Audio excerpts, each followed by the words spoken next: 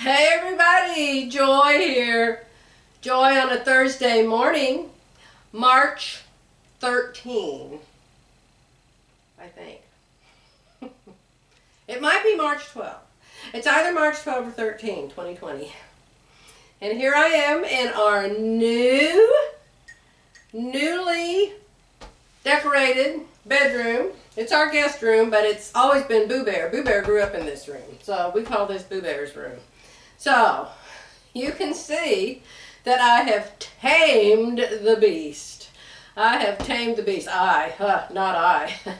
Jerry and I have tamed the beast. He helped me for hours again yesterday. Let me take a sippa from my cuppa and then I'll tell you something.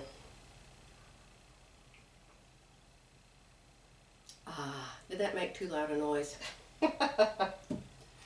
Yes, my sweet precious husband helped me again for hours yesterday because I had to turn it up 1 inch all the way around.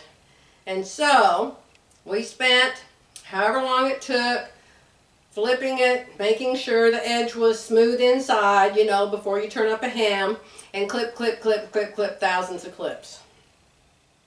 Then I sewed one side. Then my husband's lightning fast mind went off. He said, "Joy, what about the corners?" The corners. Oh my heavens. The corners. Not coroners. No, nobody died. The corners. The two corners at the foot of the bed. When you have that great big long point and you have got a bedspread and you've got like a quilt with the long points, the points go out for half a mile into the room. They look terrible. So you have to cut all of that extra off so the corner of the bedspread lays on the floor. Oh my gosh, that was no small task.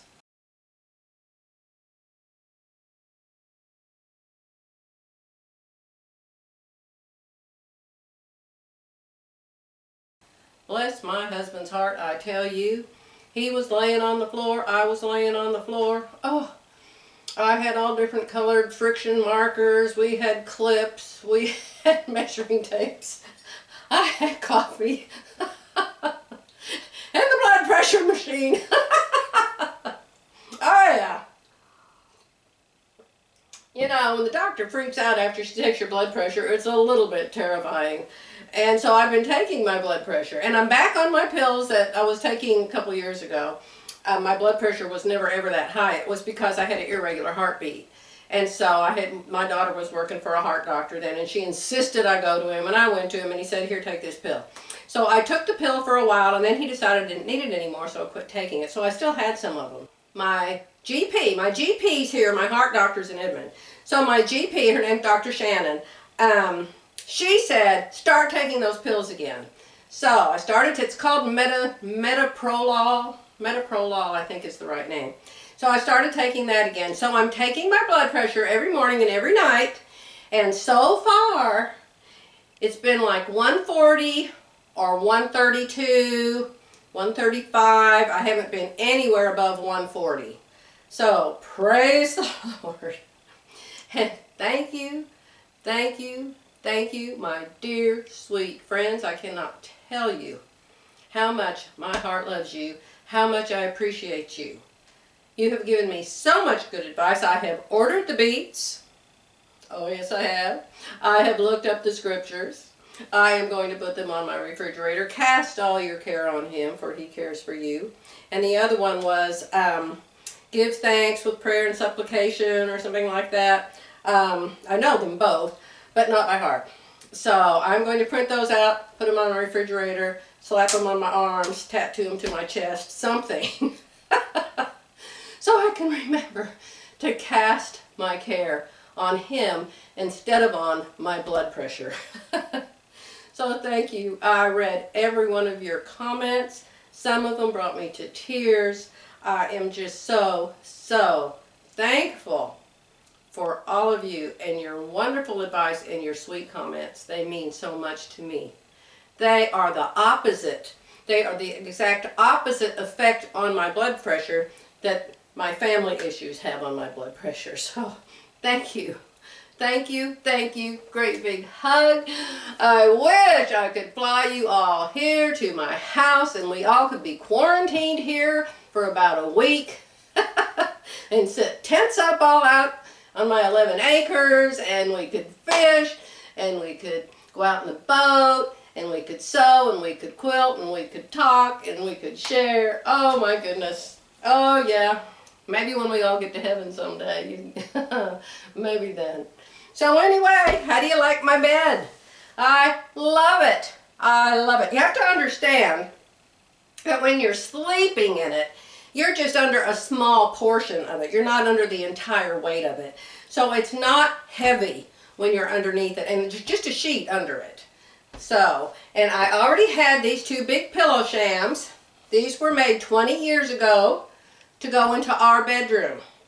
They have been in a drawer for the last, I don't know, 5 or 6 years. And before that, they were under the bed the whole entire time.